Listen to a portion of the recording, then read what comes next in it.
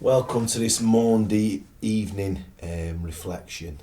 Really strange times these. I think it's the strangest I've ever known in all my time on this earth. I really quite can't get my head around where life's gone, what's happening at the moment, where we all find ourselves a bit disillusioned, maybe lost and missing loved ones. And yet maybe this is a time where we can relate our story to that of Jesus, where Jesus must have had feelings of feeling abandoned, of feeling hurt, of feeling alone. I mean, all the things maybe we're going through now, particularly those in isolation, probably don't compare with Jesus' story at all, but just give us a glimmer into his world. But certainly for those on the front line, the doctors and nurses, facing the true horror and pain and suffering of those who are dying at the moment, of seeing loved ones grieving, maybe they get a true picture of the pain and suffering that Christ suffered.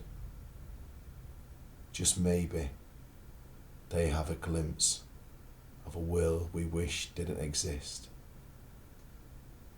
And yet, when we look at Jesus' story and we look at the final hours of his life, spent with his disciples, nervous, probably fearful about what was to come next.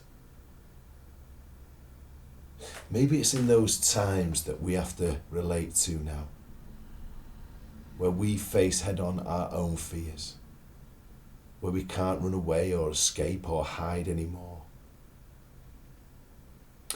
And I think a real challenge which God gives each and every one of us is to face our fears head on.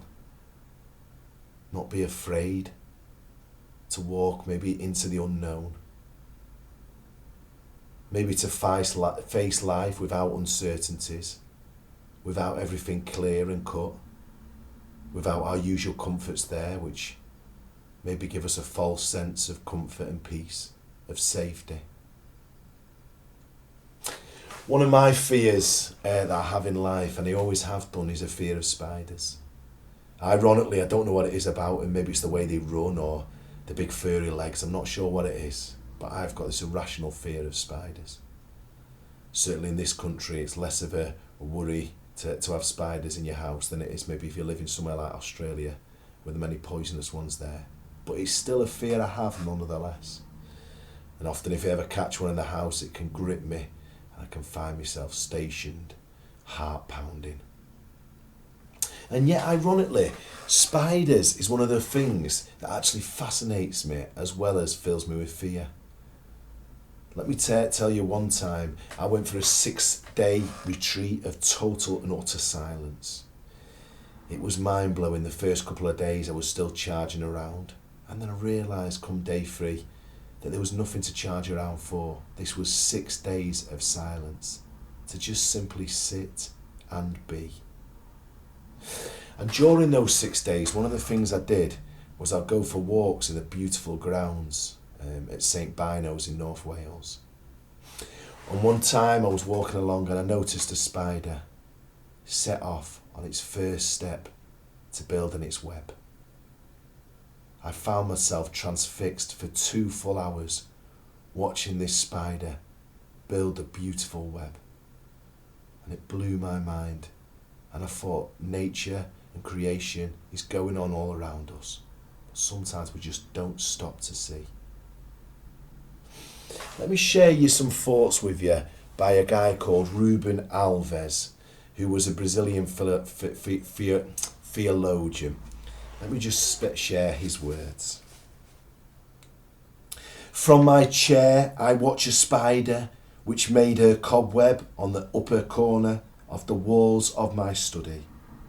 She was there yesterday, and with a broom I got rid of it.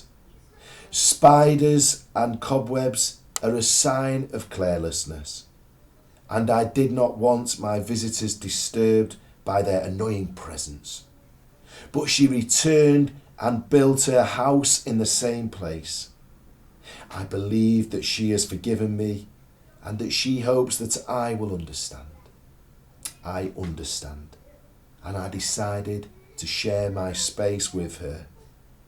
The spider doubly fascinates me. First, because of what I see. There she is, safe and happy over the empty space. There is no hesitation in her steps. Her legs move on the thin threads of her cobweb with tranquil precision, as if they were fingers of a violinist dancing on the strings. Her cobweb, such a fragile structure built with almost transparent gossamer. And yet it is perfect, symmetrical, beautiful, fit to its purpose. And second, because of what I do not see. I did not see her first move, the move which was the beginning of the web, the leap into the void. I imagine that tiny, almost invisible creature, hanging alone on the wall. She sees the other walls far away and measures the distance between them, an empty space. And there is one thing only she can count on for the incredible work she is about to start. A thread still hidden inside her body. And then, suddenly, a leap into the void, and the spider's universe has begun. Amen.